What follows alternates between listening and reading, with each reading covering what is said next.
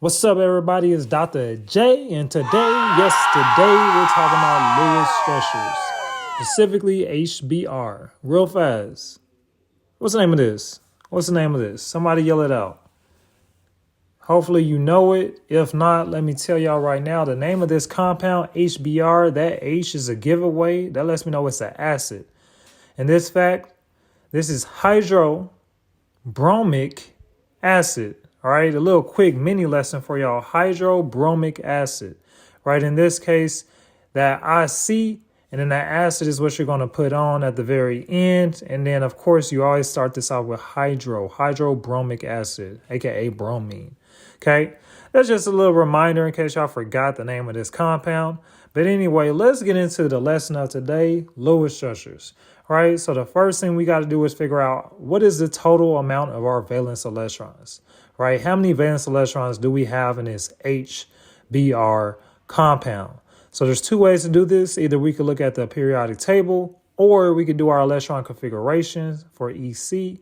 So electron configuration is telling me how many electrons are in my orbital. In this case, hydrogen has one electron in my 1s orbital.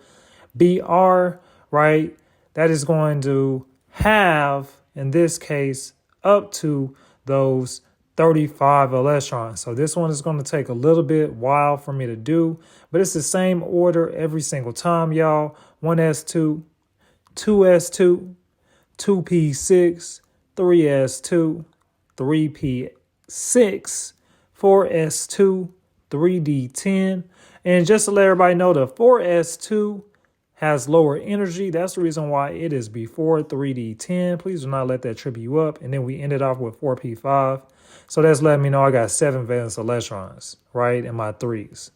Now I just need to add up my total. We just figured out that's 1 valence electron for hydrogen. And then in my bromine, once again, I have 7, 2 in my 4s, 5 in my 4p. So that's a total of 7. 1 plus 7, what is that, everybody? 8. So we got 8 valence electrons we working with, okay? And we need to use all 8 of my valence electrons. So let me write my compound, H and Br. There's only 2 compounds, so we're going to have a line in between the 2. Remember, a line represents 2 electrons. Now I need to fill in my Br because Br follows the octet rule. Hydrogen follows the duet rule. So my Br is satisfied, my hydrogen is satisfied.